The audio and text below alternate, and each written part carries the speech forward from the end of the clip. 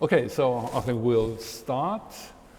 So welcome to this roundtable on Baltic studies at the CROSSROADS. My name is Jörg Hackmann. Maybe some of you saw me already a couple of minutes before. So I'm working or serving as president of the Association for the Advancement of Baltic Studies at this moment, and in, let's say, this capacity, my idea was to have a round table reflecting on the challenges and prospects of Baltic studies.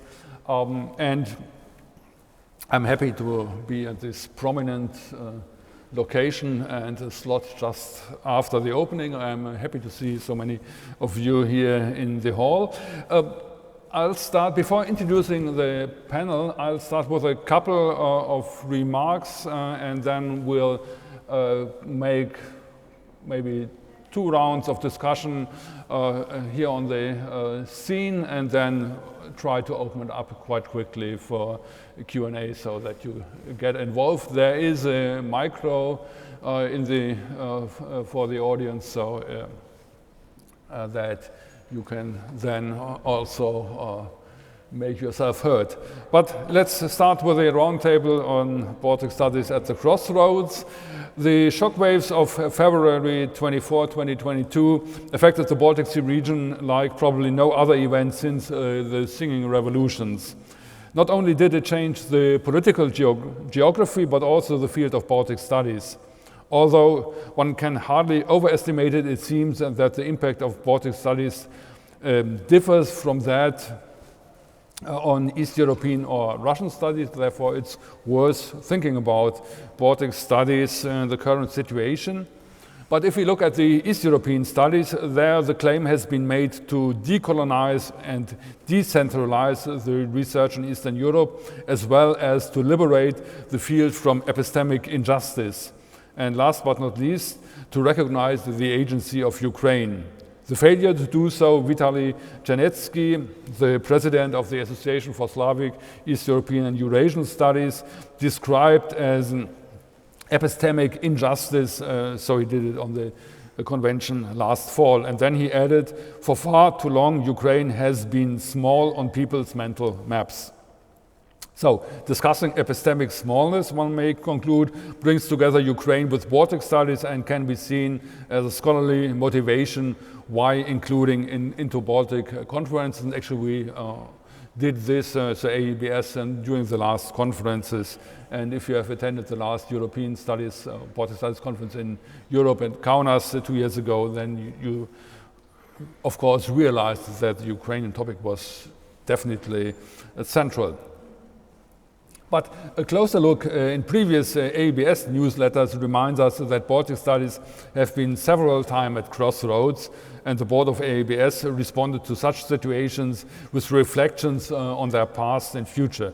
So they did it in 1990, they did it in 2010, and then I would say continuously since 2022.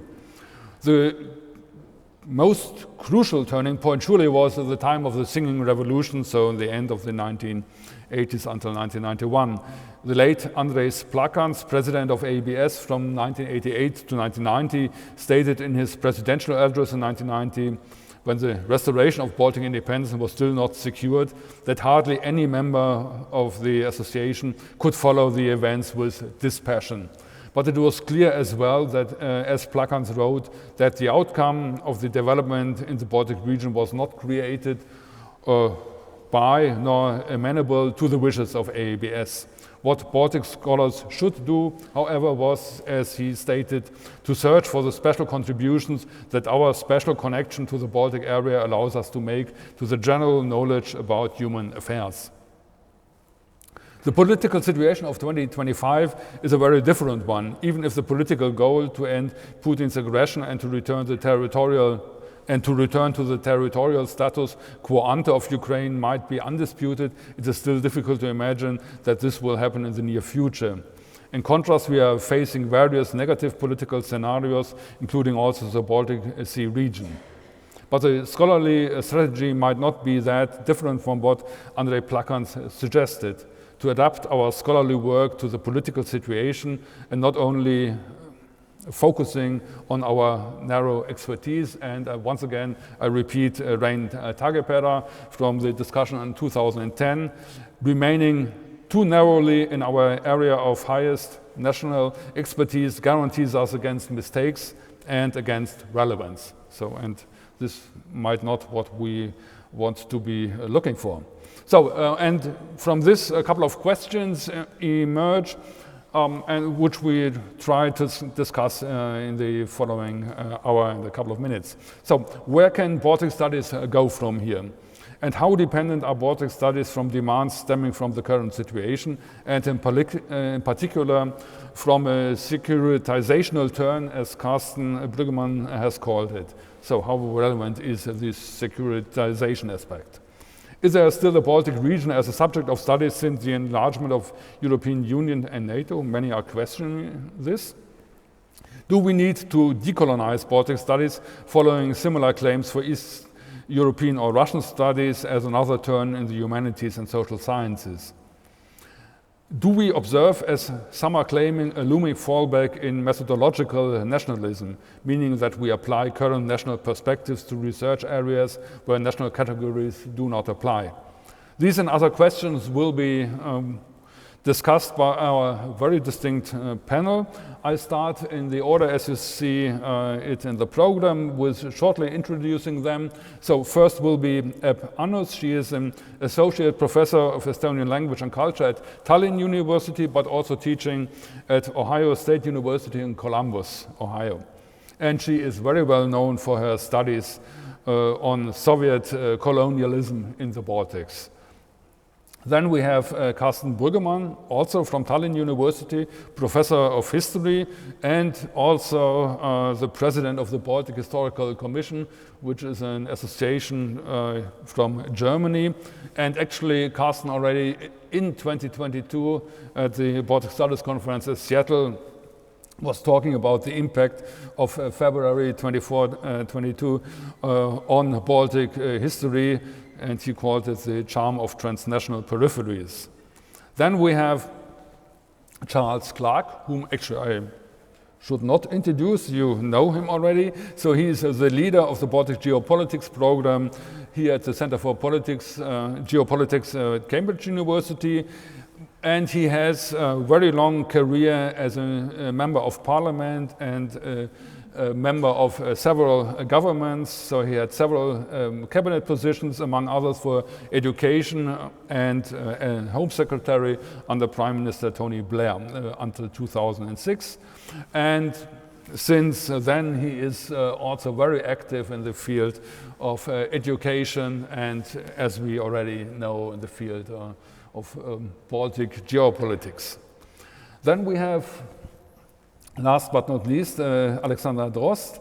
So he is the acting director of the International Center for Baltic Sea Region Studies. I hope this is the correct term. And this is at Greifswald University, working already for a couple of years with money from the federal government, which is a very prestigious program and a very prestigious center offering many fellowships and having lots of initiatives of really supporting interdisciplinary research on the Baltic Sea region. Is a very challenging issue, I would say.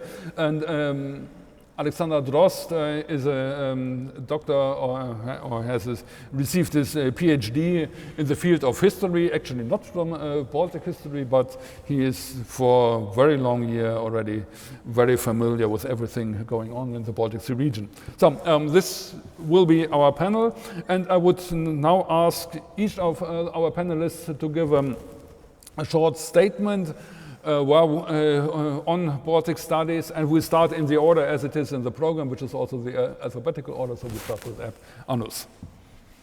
Yes, hello everyone, and thank you, Jörg, for putting this panel together, and thank you also for bringing up the year 1990. I was a student then at Tartu University, and it was a beautiful time. So indeed we had to be political that era. We were in the streets, We were chanting, we were singing, we were marching. We did all that we should also do these days. But at the same time, Donald Trump already had visited Moscow the first time in 1987. And in December 1987, he had met with Gorbachev at the White House. So these times now again ask us to be political. And I would very much urge you all to take it seriously. I would urge you to participate in the protests, organize some yourselves in your locations, definitely be outspoken in the media, including social media, and also discuss these relevant topics with your students. So to turn back to the year 1990 and thereabouts, of course, there's at least one very major difference, and there are several others. But what I have in mind here is the difference in temporalities. At that point, we were thinking about progress. We were hopeful. We thought that the future will be great. And of course, the progress as a dream has been accompanying humanity for centuries.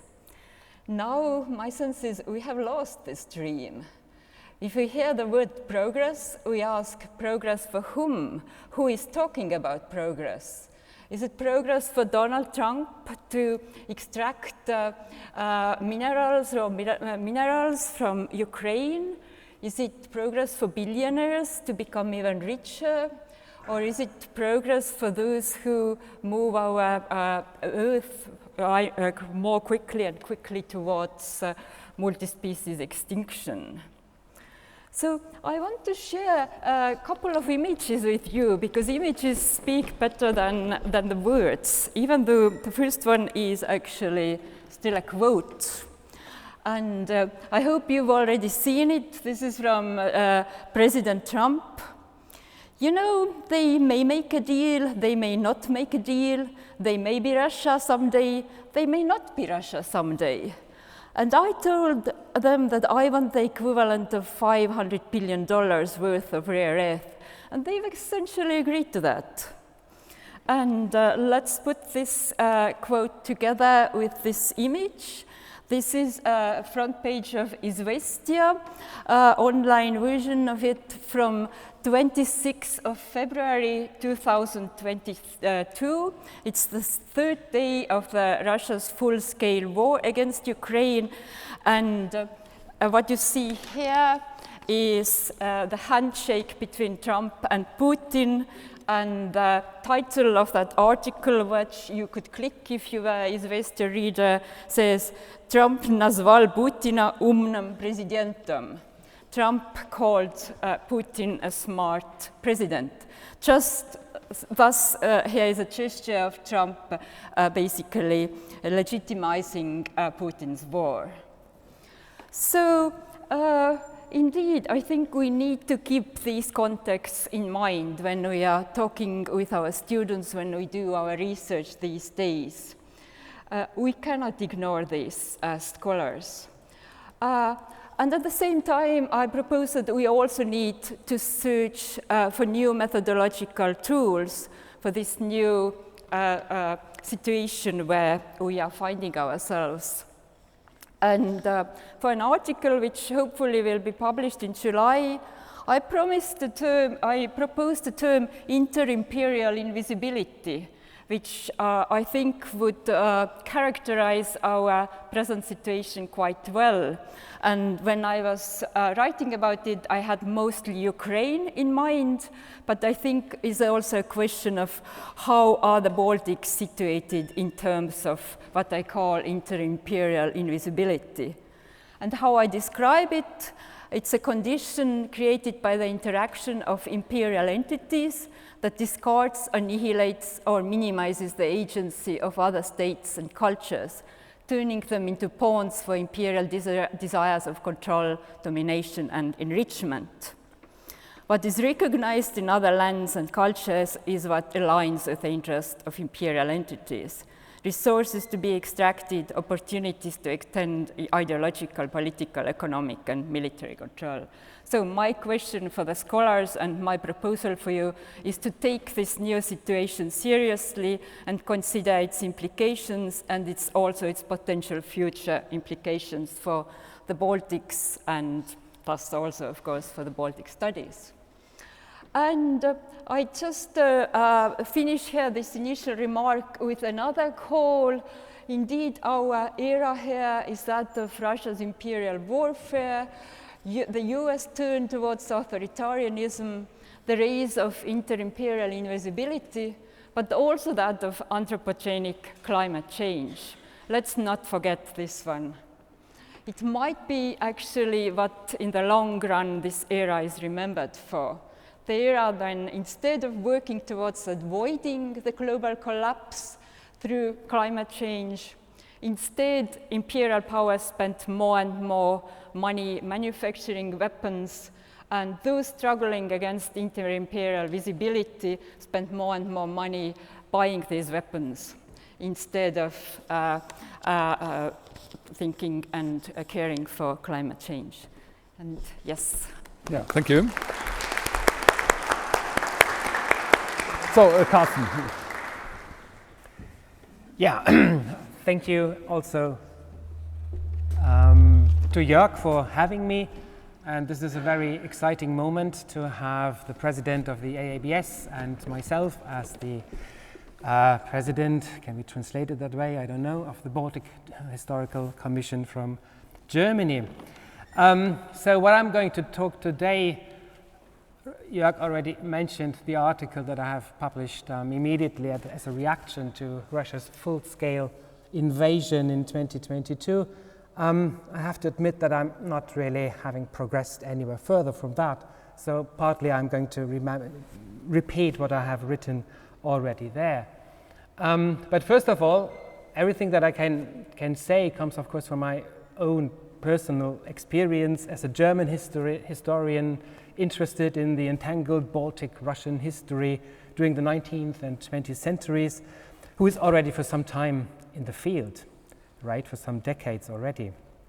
And of course, also in my case, linguistic abilities to some extent determine the focus of your own work, right? In my case, I entered the field of Baltic history via learning Russian first and studying Eastern European history. And in that, I'm quite influenced by my own teacher, Norbert Angermann. And for us, when we talked about Baltic history, I think the Russian, the Soviet factor has always played a very important role when we talked about this kind of regional part of imperial history. And this was true also vice versa. When we talked about Russian history, it was always influenced with the Baltic mirror in mind. And some of you might have read the book on Baltic history that I have produced together with my former teacher, Norbert Angermann. And you will see that this Russian factor plays a role indeed in our narration of the Baltic past. And on the other hand, in 2012, I have written an article with Brad Woodworth, who is sitting here in the first row, about integrating also the Russian, the imperial factor in our understanding of the Baltic past. So, if you like, decentering Russian history, to use one of these catchwords of these days, is nothing new, at least not for me and my generation and all of my colleagues coming from German university of that time. Because to some extent, this interest in the non-Russian eras of the former empires, this was a result of the crossroads that the field was facing after the collapse of the Soviet Union. And like Eb said, of course, it was at times of dreams, right? And now we face the consequences in a completely different light. And at that time, many students, like myself and other German colleagues here in the field, Jörg included, after having started with Russian first and foremost for Eastern European history. We developed a second and a third focus, be it Poland, Estonia, Ukraine, Georgia, Kazakhstan, I mean, you name it. However, I'm not raising the issue of social perception right here, because social perception is a completely different aspect, and that we do feel especially in Germany right now, where Russia comes first and everything else is also secondary. In contrast, it is also true that the major developments in the fields of Russian history hardly ever took into account the particular experiences of the non-Russian peripheries. However, even here you might recognize some kind of decentering initiatives in the last 2-3 decades. For instance, when people, mostly historians from the UK, from Germany, were writing about things like Stalinism in the Russian regions, right? Even this is also a way to decenter Russian history, even if not taking into account the multinational factor. And again, I do not need to remind you that also Baltic history can be written ignoring completely the imperial factor, be it German, Swedish, Polish, or Russian Soviet. And the challenges we face now, at least in my view, are not so much theoretical. Shall we promote, I don't know, the secularization, the post-colonial, the environmental turn? If I want to understand how empires work, and I think this is key for learning from in the entangled history of Russia and the Baltics, then we currently face the very pragmatic challenge that we cannot access central archives. And I'm afraid that this is a question rather of decades and not of years. Central perspectives, of course, they can be found also in peripheral archives, at least to some extent. Yet what I want to promote here today might be called decentering Baltic history. Usually, if the imperial factor is taken into account in Baltic scholarships, scholars would write about a single periphery's relations with the imperial center, which predominantly still reflects the interest of national history and thus methodological nationalism. Instead, we should focus on interperipheral history and interperipheral relations.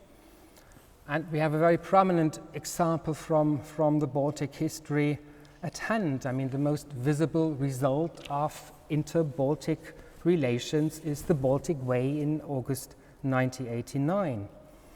But at the same time, this type of inter-Baltic cooperation was pretty much on the agenda of the Soviet regime as well, in terms of creating a Soviet region of the Baltic, and of course in order to override national histories in this particular region.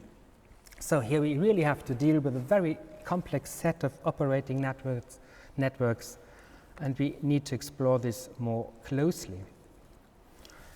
In the article already mentioned in 2022, I have used the concept of transnational peripheries, and this is of course not limited only to the 3 Baltic Soviet republics alone, or to the nowadays Baltic states in the Russian Empire. I mean, personal networks crossing inner Soviet borders abound during late socialism. They are difficult to find in the archives, but they can be reconstructed with interviews of people who experienced the Soviet time, and they are still able to talk about it, thus giving agency also to peripheral citizens in a way. And thus we might highlight a hitherto very neglected aspect of Soviet everyday experiences. So in my mind, this kind of approach would considerably enhance our understanding of how the Soviet Empire, the Soviet fabric actually worked, while promoting also the larger agenda of decentering Soviet history, without falling into the trap of methodological nationalism or the rising securitization discourse. Thank you.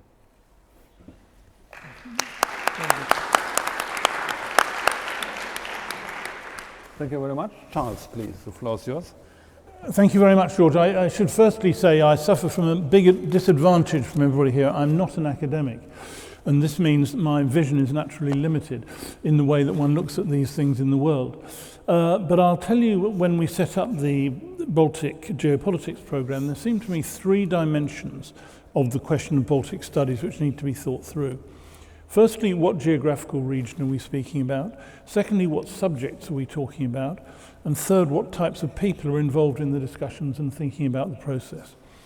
Firstly, on the geographical region, I was very interested, Karsten, when you were describing the clearly post-Soviet dimension to the work that a large part of this conference has talked about. Now, that's obviously very important for the 3 Baltic states, but has a different role in relationship to the other countries around the Baltic Sea, Sweden, Finland, Denmark, Germany, Poland. Russia was always a factor there, of course, but in a qualitatively different way to what was the situation in other areas, though GDR, the German Democratic Republic, had elements that had their similarities. We decided to choose the Baltic Sea region, the Baltic Sea littoral, as the focus of our thinking. I think that has worked generally for us. That itself raises challenges. What does it say about Belarus? What does it say about Ukraine even? What does it say about the Scandinavian countries, Iceland, Norway? And gradually we've expanded our interest to try and deal with all of these questions. But I myself would say that the Baltic Sea region has a characteristic which makes it worthy of looking in parallel. And certainly from an academic point of view, the different forms of development after 1945, say, in the 3 Baltic states, in Poland, in DDR, and in Germany, the rest of Germany, and then the Scandinavian countries, give lots of opportunities for understanding different approaches and how things have developed in different ways, which I would have thought was academically fruitful. But I completely acknowledge it's perfectly okay to say, actually, what I've just said is wrong, and you should be focusing just on the 3 Baltic states, or just on the post-Soviet space, or just on the former neutral countries, or whatever. There's a perfectly respectable intellectual approach that takes it down a different way. But myself, I think the Baltic Sea has a holistic nature, which means it has some coherence in the modern world. Second question, what types of subject? Well, you've touched upon this, both of you have talked about this a little bit. But the obvious ones, economic relationships, they've changed dramatically since 1990 across the Baltic Sea region. The issues of subjects like energy, I mean, we've just had the other day, the switching off of the energy in the Baltic states in its different directions. The movements towards, for example, energy sustainability, which have probably been stronger in the Baltic Sea region than anywhere else in the whole world, with the efforts that have been made in a variety of different ways. Energy is an enormous area. Transport's an enormous area. Shipping is an enormous area. All the issues about undersea, which are the Russian threats at the moment. But these are enormous economic questions.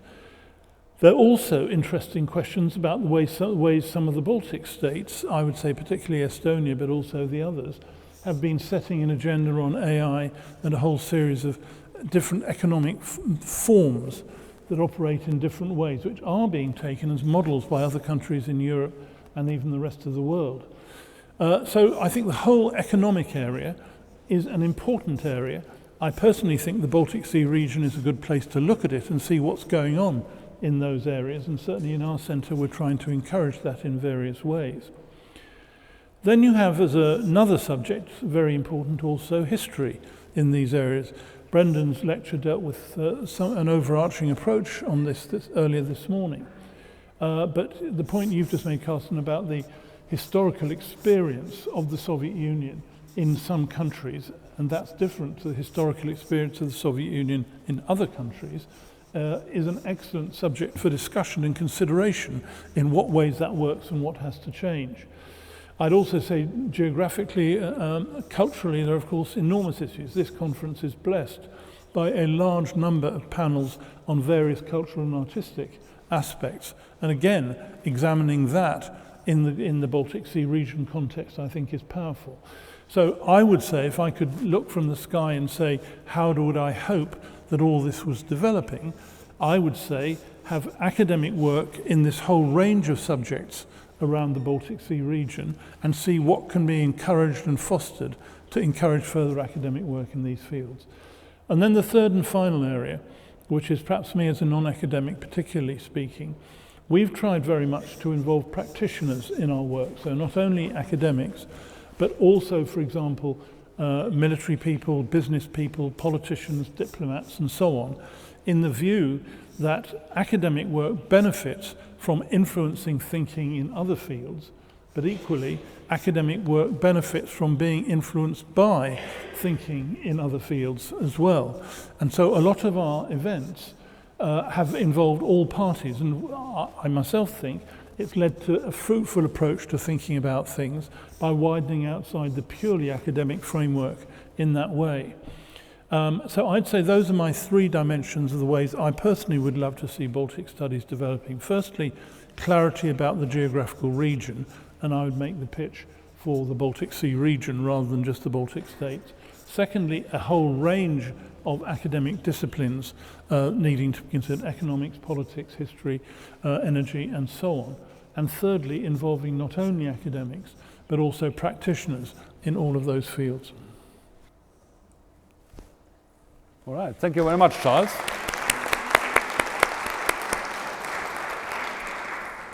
Okay, Alexander, please. Yes, thank you very much also to all panelists already, setting the scene a little bit.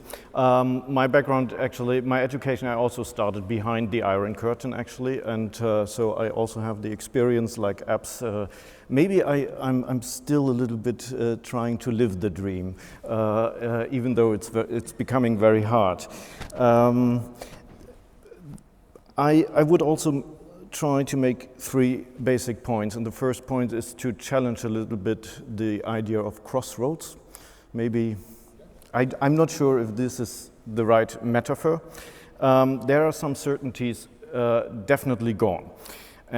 Things taken for granted like peace, freedom, liberal democracies, stately sovereignty, that has challenged all these narratives that App was talking about, and we look at things differently as they were in 1990s. That's for sure. But all these narratives that are challenged now, they emerged in the Baltic Sea region, and they are challenged in the Baltic Sea region right now. So even if we look at, or if we are in an environment or surrounding that is a little bit conflict-driven and that causes a lot of anxieties and so on, it is also that the focus on the region has totally changed. We are in focus because of these developments, and that means also that the Baltic studies are in focus, at least from my experience with the center in Greifswald. And for that reason, I would like to take the term of a new age of questions that comes from Holly Case. And it appears that we are asked to find new answers. We have to find these answers on the new geopolitical situation, that is one point. But there are also questions of how to make our societies resilient, how to protect our environment, how or why to keep our multicultural region and its democracies alive, and how do we do that? Of course, there are also questions like how we build suitable deterrents, or how we keep our societies free. So rather from this perspective, I would say that we should rather use something like a term like gateway and not crossroads when it comes to the role of Baltic studies and to study the entire Baltic Sea region. The second point I want to make is that change actually is somehow a driving force for research, and that is why we also started a program 5 years ago looking into transformation of the Baltic Sea region, and all these different transformation processes that were already mentioned, from ecology to economic to energy to new nationalisms and shared heritage. So all these transformation processes we are looking at, and what is important here to see is that the entire region is in focus of this transformation, and the change actually is driving force for the entire point of researching the region.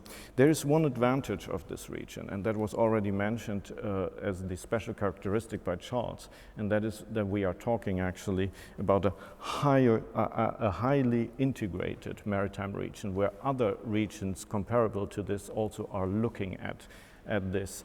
And that is also why our research is so important. There is a shared heritage of problem solving for centuries already. There is actually setting up institutions that deal with problems. There is a lot of cooperation going on. There is what I noticed this morning with the first lecture. There is actually a long-standing heritage of diplomatic relationship within the region. So we do not only have a problem in the region or a conflict in the region, we also have the capacity actually to find answers to these problems and to deal with them. And I think we should employ that, what we do in Baltic studies, to find the right answers and to support this. The third point I want to make, and I think this is a very important one, and this actually correlates with Charles' statement to involve practitioners. We are very much asked actually to get our knowledge that we produce to the people that can make use of it. Yeah, so we have to increase a little bit our relevance. It is very much called in the to talk in application rhetoric, because this is my main field I have to do in Baltic studies, writing applications that our researchers get funding. It is the transfer or dissemination of the research, and we have to, I think that is a big challenge during the next coming years. We have to increase that. In the last negotiation that we had with the ministry, I was actually asked by our supervisor how in the coming programs we are actually making use of the knowledge that we are producing beyond the academic containers. This is a very, very important point, and we have to address that somehow, and I think this is also an important point for Baltic studies here, because in the end, if those people who fund us, and that is tax money, don't know actually what we are doing and what it is used for, then maybe there is a reason why no one knows or no one is really interested to support us. But this is a very, I say this is a very technical argument. There's another argument. All that what we are doing, no matter if it is peripheral or not in a perception, all what we are doing, keeping up the information, the content of the different cultures in the entire region, is always an answer against someone who has some hegemonic attempts in the region, and we can always argue with that what we have, that there are different strengths of each of these societies, no matter how big they are, and they all matter. All right, thank you very much, Alexander.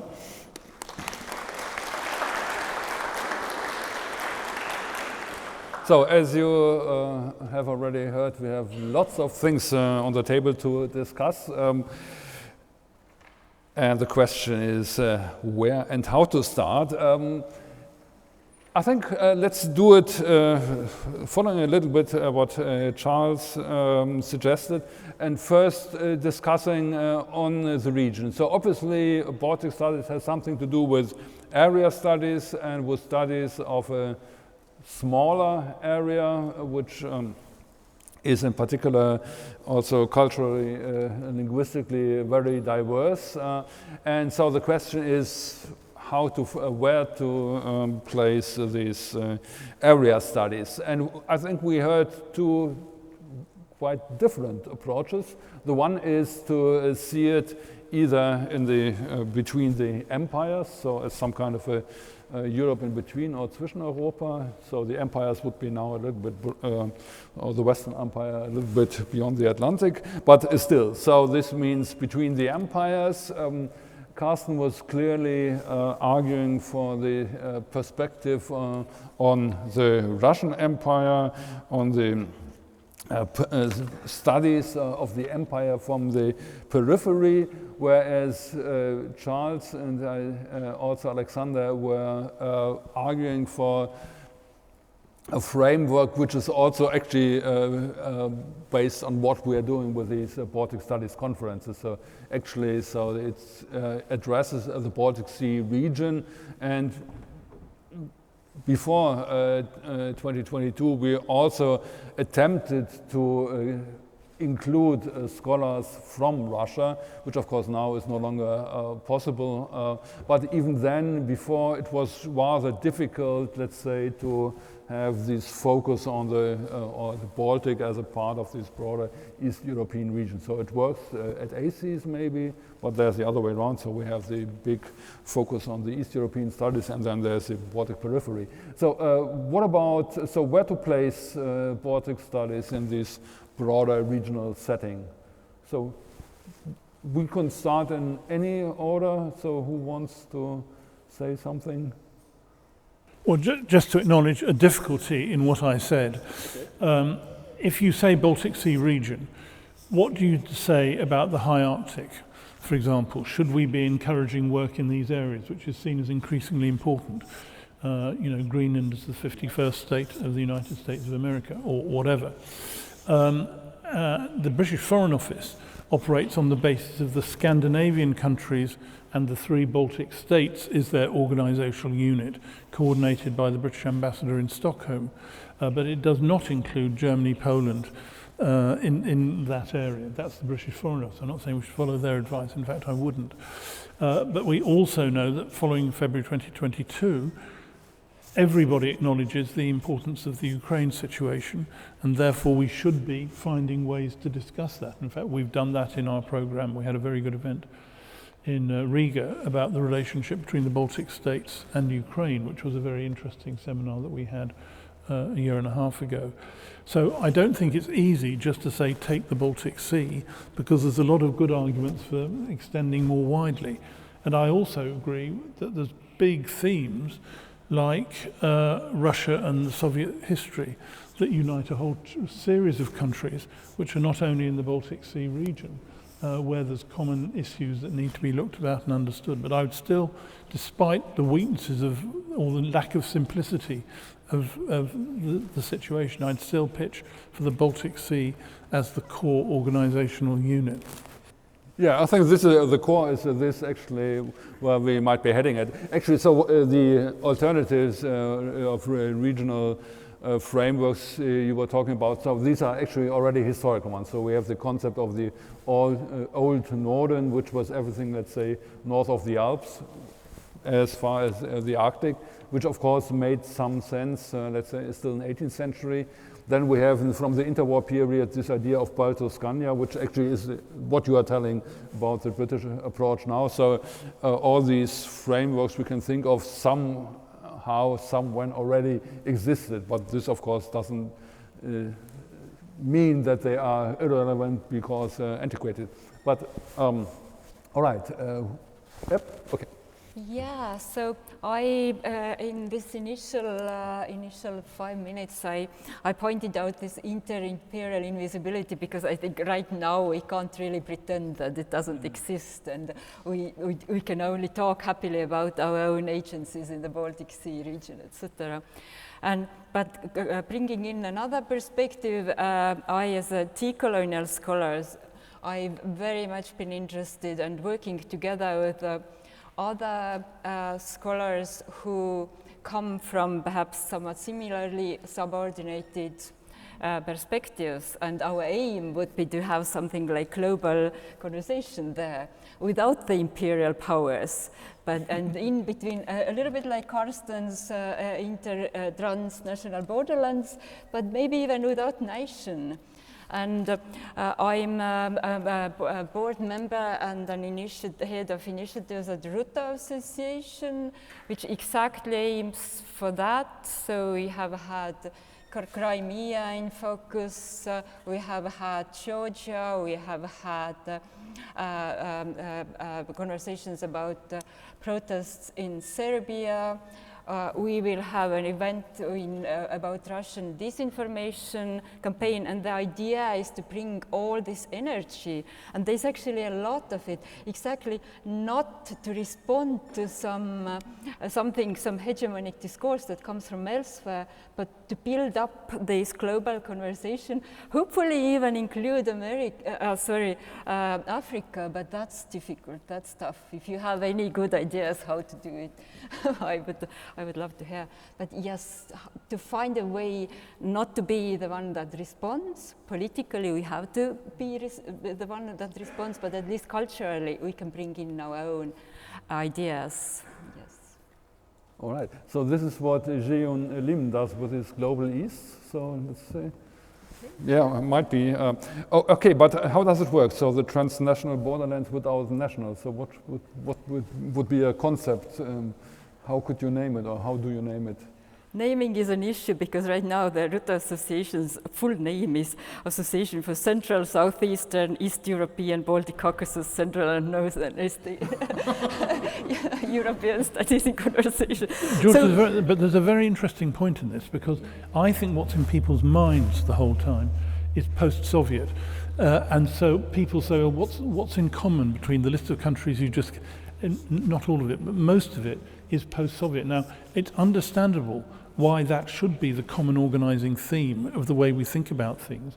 But I would say if you're going future-wise, one should be thinking, what are the future relationships like to be more than the historic in terms of informing future academic work? Exactly. This is the whole decolonial effort, basically. Yes. All right. Karsten? Yeah, it's always quite difficult with these spaces, right? I mean, Jörg, you remember the German debate about Northeastern Europe, right? We had in the 90s and early 2000s. So for me, this transnational, the charm of the idea of a transnational space, which is completely undefined in a way, is really the reason why I really deal with it. It's open to quite a lot of interpretations, and it doesn't fix you to some pertinent space that you want to name. I mean, ROUNDTABLE Association, it's great, but the complication with the terms, of course, you see it in the name. And these ideas of spaces are changing constantly, right? I mean, when I was in Donato's position in 2013, organizing the CBSE in Tallinn, we not quite serious because of all these visa problems, but we debated the issue of having the conference in St. Petersburg, right? Because also St. Petersburg is located in this region, so why not? Nowadays, it sounds like completely absurd, yeah? But this is how understanding of spaces changes, and this is from a purely scholarly point of view, this is of course very attractive because you can do research on that, right? And I think this is something we could do. Yes, actually we don't have to subjugate ourselves to, let's say, political framework. So of course you could still think about having a larger spatial framework, including Russia, even if it's difficult to get in contact now. And go even back into the Hanseatic history, right? If you go into the details, the Baltic was connected with the Black Sea with almost all seas, right? So this is really global. The reality is, in any rational world, Russia has to be a core part of what we're talking about in the Baltic Sea region, both historically and in contemporary terms. Now, of course, we understand in the current political circumstances why that's so difficult, but intellectually, I would have thought one had to be thinking about how we engage with Russia, Russian history, in all of these areas. into the future. Now, we may say, for all kinds of good reasons, in my opinion, we can't really invite Russians at the moment to be involved in what we're doing, but our intellectual approach ought to be that Russia is part of our thinking. Okay, Alexander? As an early modern historian by training, I have to say that the nation state is always a little bit complicating the object, because of course these constructions of the state in the 19th and for the Baltic Sea region, we have to say in the 20th century, is at least for some states like Poland or also Germany, who have a very south or southeast outward look and not necessarily to the Baltic Sea. There are two parts in these kind of countries. So when it comes to the entire region, it is much easier to deal with other terms. Then I would like to add that as an object of research, empires are part of it, so it's just one of the parts. But of course we can shift the focus to very different perspectives, and I like actually to look at interconnections with other comparable regions. So that's what we have done in 2010 for the first time actually, is looking into Southeast Asia and said, okay, we have the same situation. We have nation states surrounding a sea, having historical interconnections, long-lasting historical interconnections over the sea, and we have the China factor, like the Russian factor in the Baltic Sea. So you could actually do very well these today's raise these important questions of today's and compare how they are actually how dealt with it, how they created certain kind of spaces and so on. And the other thing is, there, from my perspective, and maybe this is also something that we have a little bit invented, there is not only this one Baltic Sea region, there are several from my perspective. And if you don't want to go into history, we don't have to stick with history, you can also go into Interreg financing. You can look into all these Interreg programs and see that each of the program has a different definition of Baltic Sea region, sometimes including Russia, sometimes excluding Russia, depending a little bit on the neighborhood program of the EU and others. So there is not this one Baltic Sea region, but there are different ones, and it is actually quite fruitful to have, from my perspective, to have the core Baltic studies growing out of the Baltic states that grew out of that for a reason during actually the Soviet times, that this core was always there, but it was always helpful also for the researching the entire region and to look at this with methodologies, with concepts and so on. All right, thank you very much. So before we would open the discussion to you sitting in the auditory, one more question from my side, which refers to points I think that were made by almost all of you. So Epp was quite clearly in the beginning saying so that in 1990 studying the region was a political thing, and so this is then the question, what about dissemination? How do we, let's say, transfer the knowledge? And if I see it right, so your new methodological tools refer to students from the Baltic region. If I see it right, or so are there any tools which you would work globally, as you maybe said it before, Epp? Charles quite clearly made the point of the connection between scholars and practitioners, which actually I only can underline this. This is what makes this Baltic Geopolitics program and the Center for Geopolitics a very fascinating one. So it's not only about the scholarly exchange of people who know each other, but you have the possibility to talk also to people interested in what our research is on, and then of course we should be interested what comes out of that. Yeah, and actually Alexander, as a person who is quite, or is extremely experienced in telling people not knowing anything about the region that it's worth giving money for research on the region. So how do we address these various issues? So the political aspect and how to get more people involved in what we are producing. Any ideas on that? Okay, Alexander.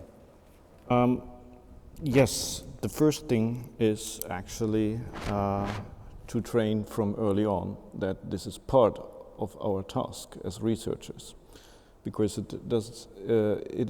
I have the hardest time in the center actually to get the expertise of long-standing researchers actually out there, because most of them of course have their individual research interest, and this is actually the most important thing to have, that the people are interested to do their research, but no one of us, also not me, has ever been trained in how to put that into consumable products, to say it that way, a little bit technical. So no one is really trained in this, and what I have recognized in setting up the center,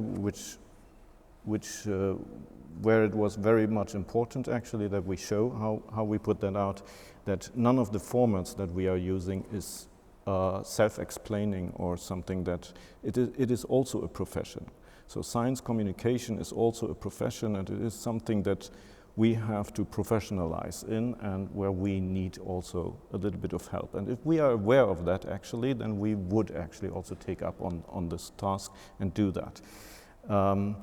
I think this is one of the main things that we have to do in driving a little bit Baltic studies, but also all other studies, to say, okay, we make this part of the education of researchers, that they somehow know how to get out their stuff. Yeah, thank you. The UK experience is around a word called impact.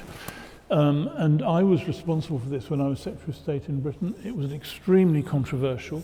Many academics, particularly here in Cambridge, said we don't believe we should have impact. We're doing our research on our own thing.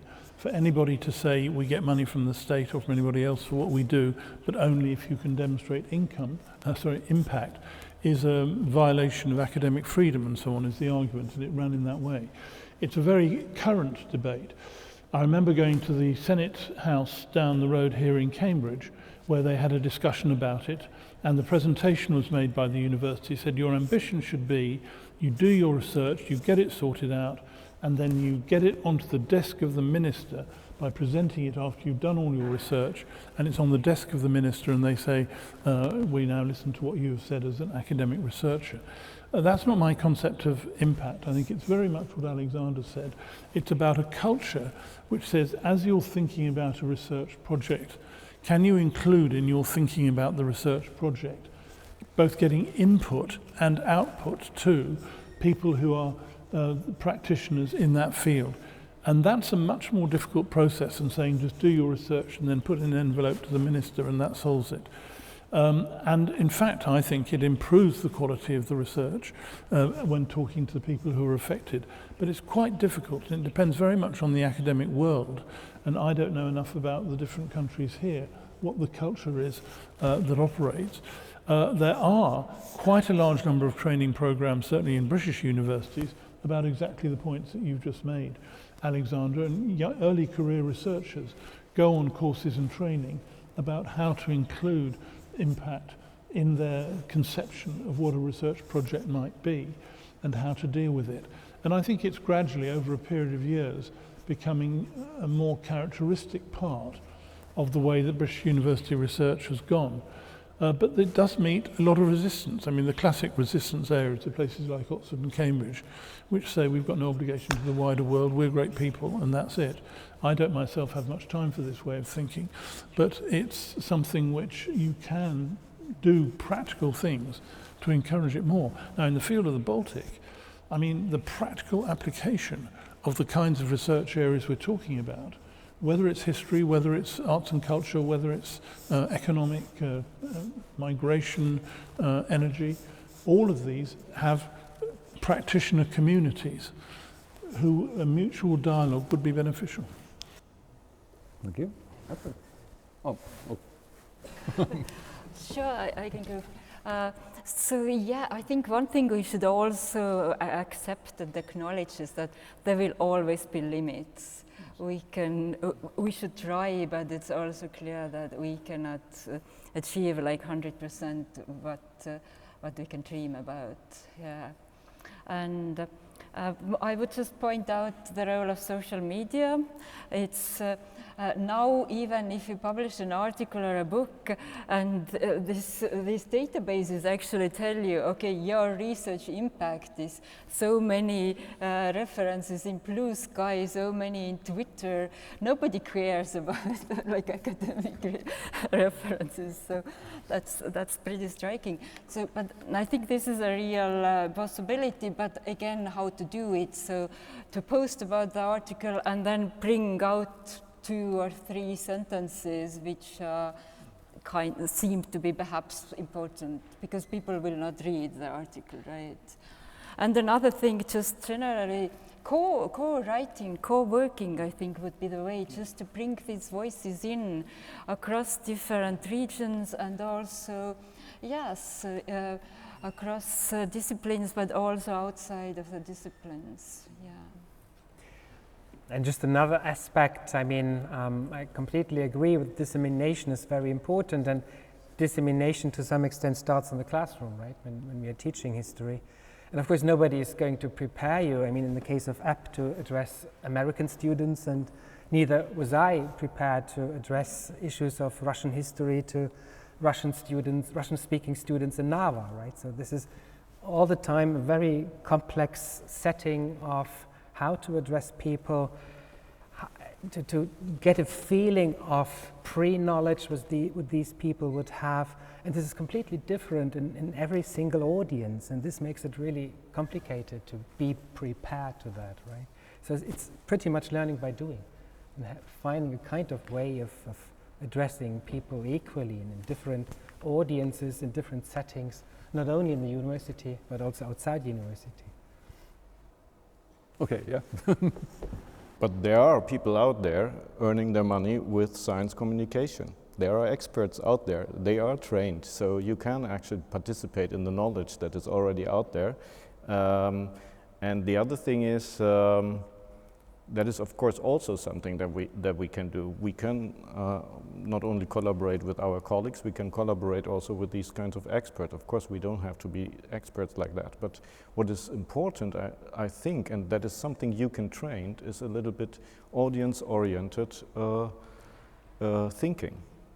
So think for whom you are writing this, and it can be the academic audience. I don't say that we cannot write for our colleagues, because this is the most driving force for all the research we do, but we can also think, and just a short example, we had analysis in one doctoral student of antibiotics-resistant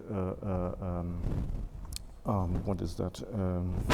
Things in the Baltic Sea, and we thought, okay, for whom is this? Yeah, and we invited. Is that me? No. We invited stakeholders who dealt with water. Charles, is that you? No, I think it's some antibiotic. No. What you? No, what I thought it's. Nevertheless, we invited the stakeholders who dealt with cleaning water, who dealt with farmers' stuff, who dealt, so all the, and this group was thankful. They were all there. The room was full, and this is the way how to get out certain kind of information and results that we do with research into the community. We have to think of the audience for whom we are also doing this beyond the academic community. And I think there are interests out there. Yeah, so There are local librarians somewhere in the village. I know that from some of the areas in Mecklenburg-Vorpommern who are looking for researchers at universities to come and go to that local library and tell about their research. Of course they have to do that differently there because it's a different audience, but they look for that. So we just have to deal with this and have to educate ourselves a little bit that we can reach these people. All right, so we already covered general problems of dissemination of our academic work, but now it's high time to open the floor for a broader discussion. So please, so there's a micro. Would you, Krista? Yeah. So I'm Krista Korres from Estonia, Estonian Academy of Arts. So to continue the discussion about the dissemination, of course there are means for dissemination, and I remember that there are museums and exhibitions, and if you go there, in Fitzwilliam House is the very good exhibition about abolition. And this is, you know, it is not about art anymore. For a long time, we are talking about visual culture evidence. So the images sometimes can tell more, and they are, of course, today always accompanied by the text. So it is the way to engage broader public. And I think in Estonia, recently, we have a quite good experience because we have dealt already post-colonial issues via exhibitions, or the knowledge production issues via exhibitions. So it is possible, and I think it is very necessary. And I think that academics should collaborate, of course, with the museums to reach this broader public. Thank you. Okay, so this, I think, was a comment and not really a question. Anyone who wants to respond? Then, of course, you... It just makes the point. Which, okay, yeah. Sorry, what is the unique selling point of academic? The unique selling point of academic is that it is scientific. It is based on a scientific method by which you are trying to advance knowledge and understanding and thinking. That is not the case, for the sake of argument, Donald Trump's tweets or other access to social media. So I think it's important to try and make the point that when academics are trying to disseminate their work, they're not disseminating what we'd call in England the saloon bar comment of, you know, me and you, George, sitting in a pub somewhere and saying, what about this?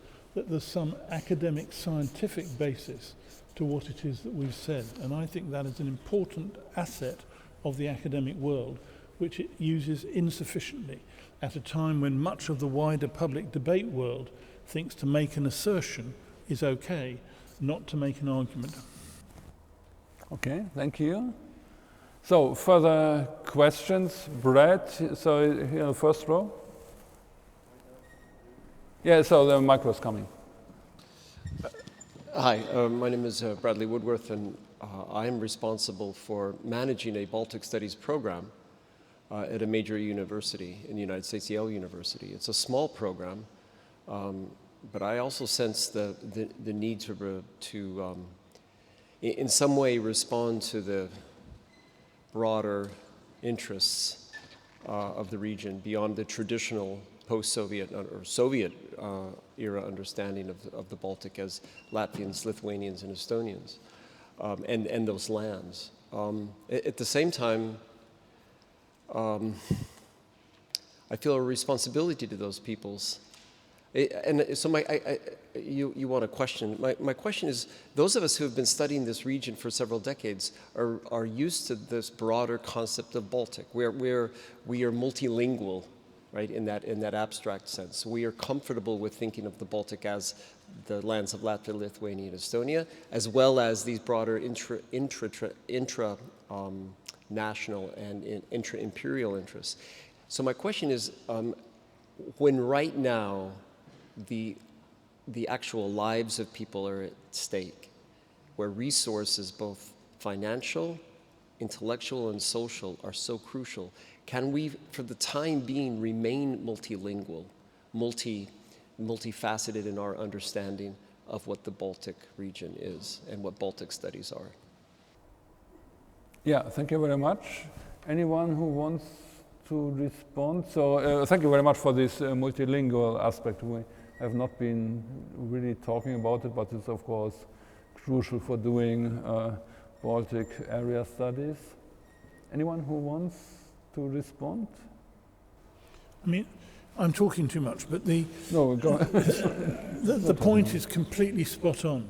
We are trying now to get a professorship in Baltic Studies at the University of Cambridge in the Modern and Medieval Languages faculty. They haven't done that.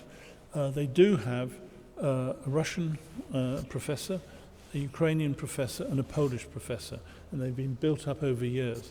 But why not the Baltic? Too complicated, too many languages, too many cultures. How would you do it? You could imagine working on Ukraine or working on Poland, much more difficult to imagine working on the Baltic. In fact, we've persuaded them and they're fantastic now. They're very keen to do it. They see the importance of it and they're ready to do it if we can find the funding to be able to carry it through. But your point is spot on. It's the actual difficulty of the multi-language, multi-culture nature of the Baltic Sea region, which makes it difficult to pitch for resource compared to some other more obvious areas. Thank you. Anyone else? Yeah, Alexander? I mean, Greifswald has this chair for Baltic Studies, the last one in Germany, I think. So in the linguistic understanding. In a very linguistic understanding, and that is also the problem there. I mean, the current chair is focusing then on Lithuania and Latvia, but not Estonia, because linguistically is that problematic at that point. Yeah, but it is like in Greifswald. I mean, we have the advantage of having them all. Yeah, so we have Fenistic, we have the Scandinavists there, and we have them differently divided. We have the Baltic studies, at least for 2 of the Baltic states there. And I think one of the things to close that is to go into cooperation. So we have strong cooperations with Tartu when it comes to the Estonian side, and of course strong collaborations also to the north to actually have all these complementary expertise to go properly, and that is, I think, what is also part of the question. To have access actually to the cultural content, you need actually access through the language. So, just to follow up, I mean, this multilingual approach, that goes, in a literal sense, goes without saying, but I was trying to use that word as a metaphor, because if we think of the Baltic in the view of, let's say, Michael North's history of some now 10 or 15 years ago, yeah. Right? 2011. Or let's say the Plakans or the Kasekamp view of the Baltic as the lands of these 3 nation states. Can we not have both of those views and definitions of Baltic in our minds at the same time? That's what I meant. I just was using that term multilingual as a metaphor, as an intellectual metaphor for defining the region in various ways, especially right now when resources are so important and under the pressure of possible military conflict. All right, yeah, thank you very much. Actually, I should comment on your last point, but before, a very brief remark, or it might also be a question, because actually Greifswald, so when it was transformed in the early 1990s, so they had the idea of, let's say, covering all the linguistic competence, and they actually in the beginning they also had a lecture on, I think on an annual contract basis in Estonia, at least I talked to these ladies. Okay, you can still do it, but the question is how much, how is the impact, let's say, on Baltic studies in general? So do we see it, or let's say from the university perspective, the perspective would be rather so too little students, rather cut it down, and because it does not pay off. It's a pity that I have to answer this question. In Greifswald, it does not work out. We have no students, not really, for the entire thing. We have students who are I don't know if this is mine. We have students who are studying the languages to get the competencies, but the entire program on Baltic studies is more or less at stake, yeah. So it's a political will at the moment to keep up the program. But then this would mean that this network solution rather would be then a way how to get around the problems, yeah? Yeah, I think so. I mean, this is one of the solutions is to actually to interconnect the that is German wording, the small subjects included into bigger relevant pictures, and that is what we try with joint research programs with graduate schools and so on, and that is working actually. That's working quite well. So the Baltic Peripheries program is working with about 50 people across the entire region with Tartu and Trondheim. The IFTO research programs is working in that way, and also the others. So that is working. But as study programs, Baltic studies, I have to say it's problematic. And just a small remark, I mean, we also, if we think about the Baltic region as a multilingual region, I mean, look at the programs of the Baltic universities themselves. I have no idea about Tartu, Riga, Vilnius, and so on, but in Tallinn it's not possible to learn Latvian, right? So where do you get this sense from? Okay, yeah, so please go ahead. Thank you very much. Birute Klaas-Lang, I am Professor of Estonian as a foreign language from University of Tartu, and I am the head of the program of Estonian language and culture studies abroad. And I would like to, I completely agree that knowledge, that connections to the culture and to the society starts with the language.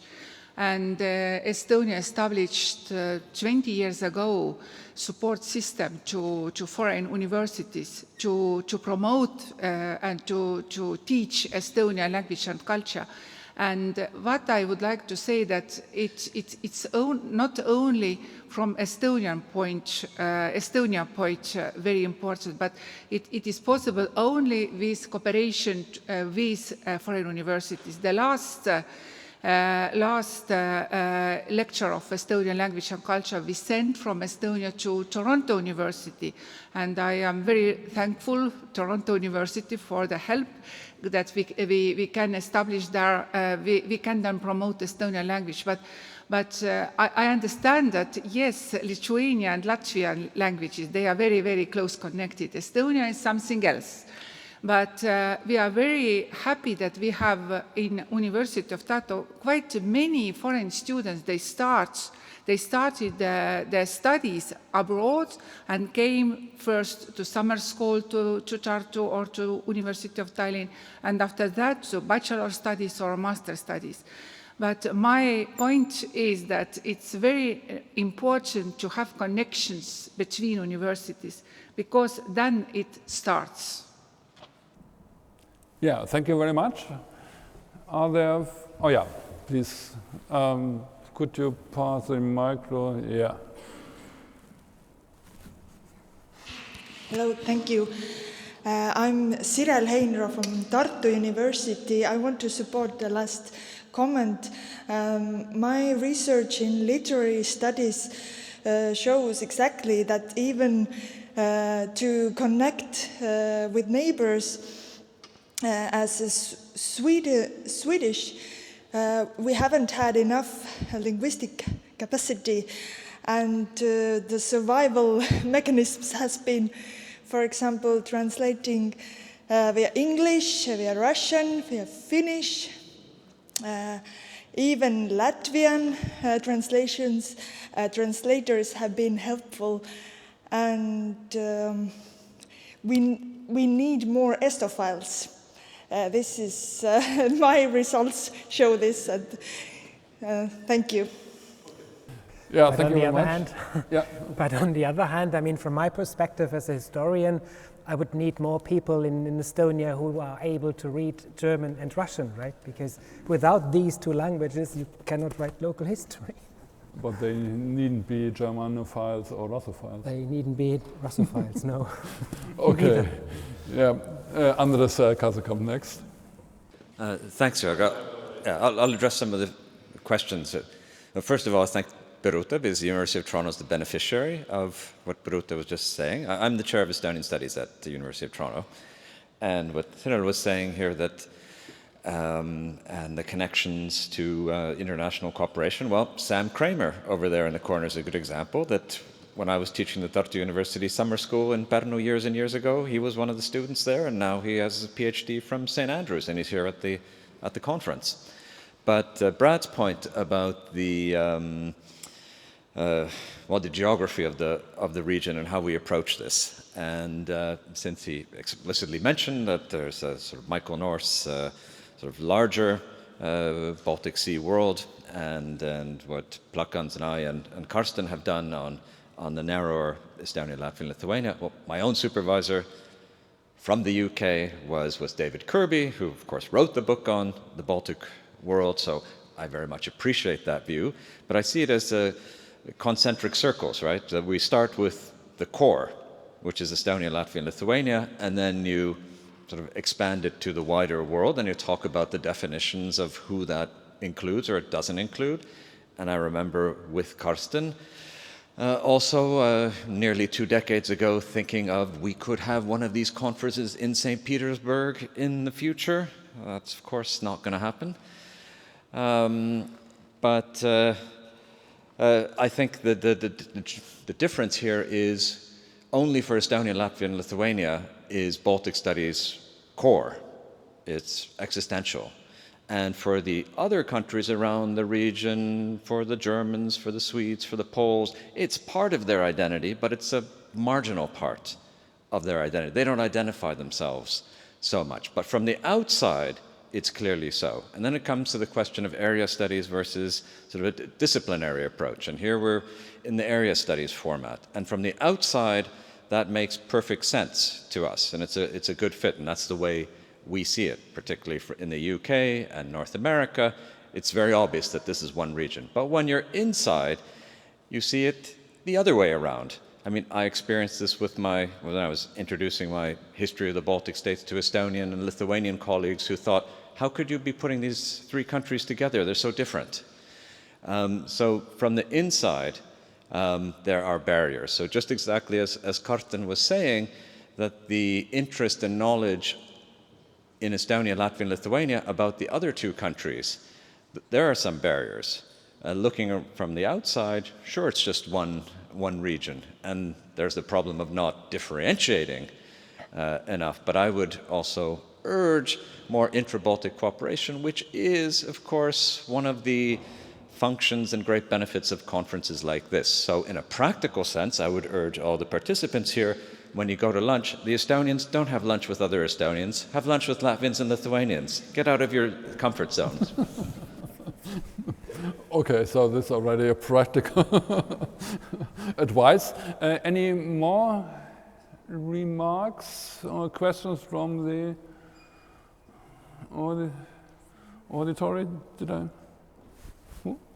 Okay, yeah. Thank you. First of all, I want to thank Andres for his kind words, and his advice and support was absolutely critical to me pursuing a lot of the research that I've done in Baltic studies, particularly in Estonian history.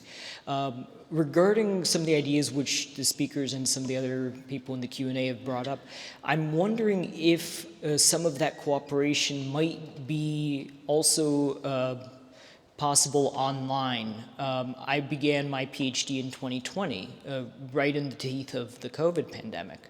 And one of the few silver linings, I think, which came out of that were the many online conferences and meetings which were set up. And considering how vast a lot of the differences which we've had to simply come to conferences, let alone go to the actual countries of study, I wonder if the internet can help bridge a lot of these cultural, political, and epistemic gaps which we face as scholars and as academics. Thank you. Yeah, thank you very much. All right. Okay, yeah, so one question. Are there more questions in the hall? So then I might... Okay, so we take you and then we would do a concluding round.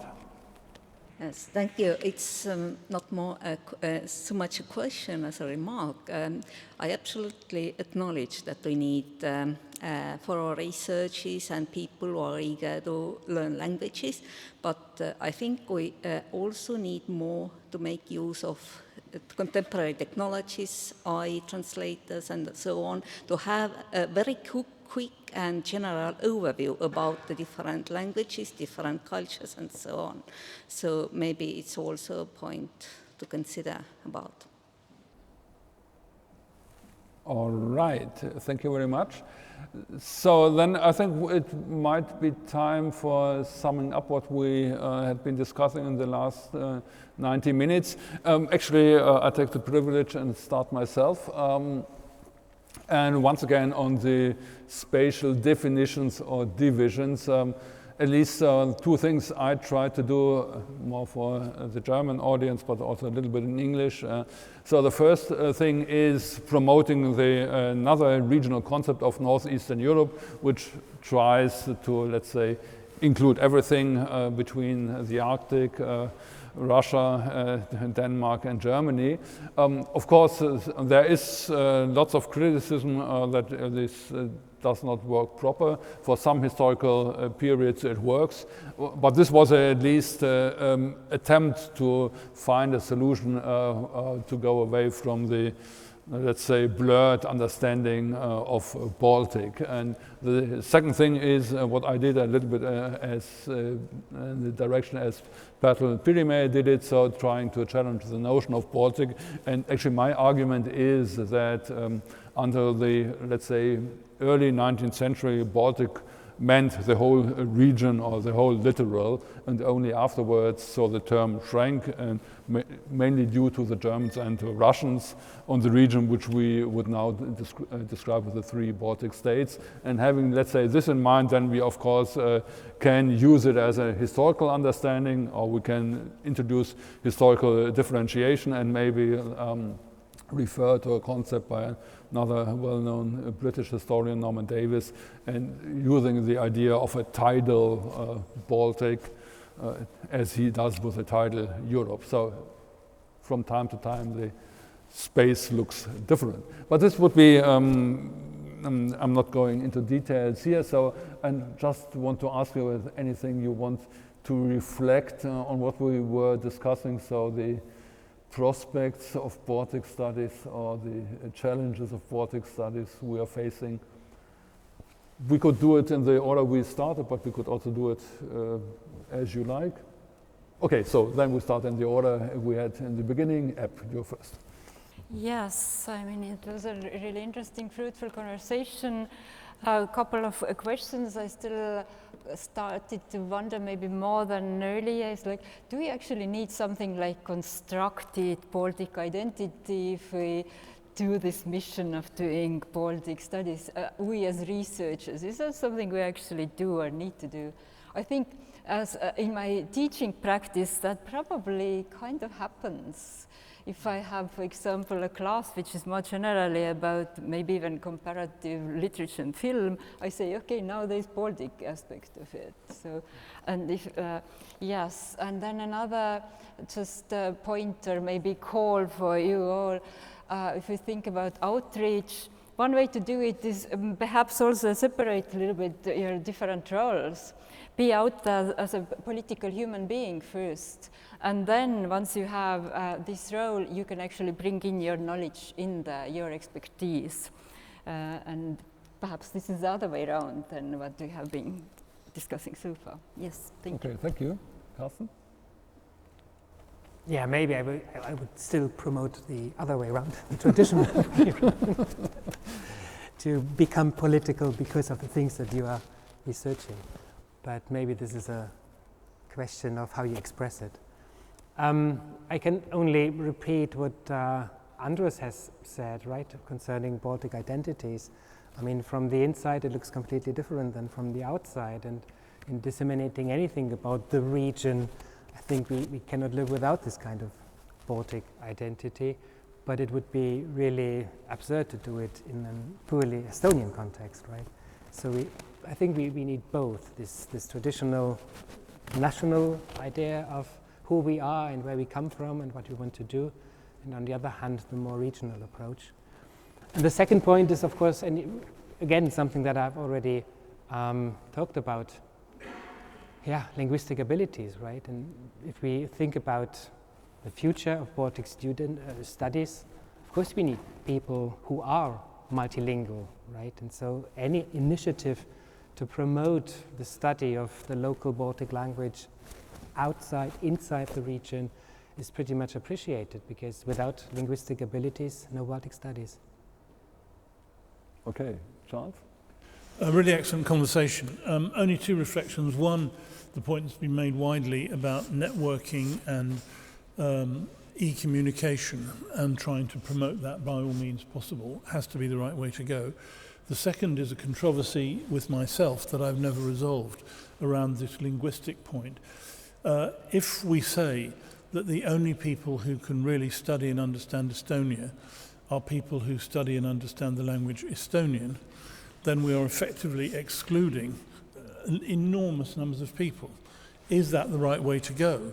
I completely understand the argument that says you can only understand Estonia if you understand Estonian, the language, but equally I think it's dangerous almost to say that one is excluding people unless they take the trouble to learn the language.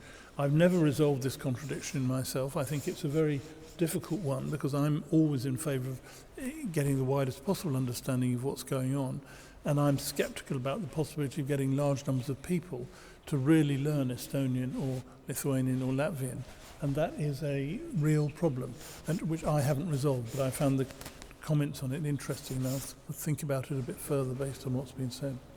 All right, thank you. I think it is quite obvious that the complementarity of the smaller 3-states region and the bigger one is somehow given. At least there are a lot of statements that both is there, so I don't have to drag on that. I would like to address the two last questions or comments on online and new techniques. I think this is one thing that is very helpful. After the pandemic during the pandemic we have seen actually that many more people suddenly participated in several conferences on the region and were engaging. However, I also have to say that I remember the opening of the CBSE conference in Uppsala that was the first one after the that was even during the pandemics, but everyone was somehow happy to actually see people again, and not only on site. So it has both sides, but I just want to stress the point. It is much more easier also when it comes to funding to do a lot of across the region online. It's very helpful actually to increase studying the region. The second point I want to make, we should use, and I think we all have to use to a certain degree also these AI programs and so on. We will all make use of them during the next coming years, and I think we have to learn that also there. And what is needed in the end is engaging teaching, actually. We have to attract students, and that we have to do with topics that we raise and with engaging teachers and with programs that are attractive to students. All right, thank you very much. Yeah, thank you very much for the panel, for this interesting, inspiring discussion, and thank you for participating.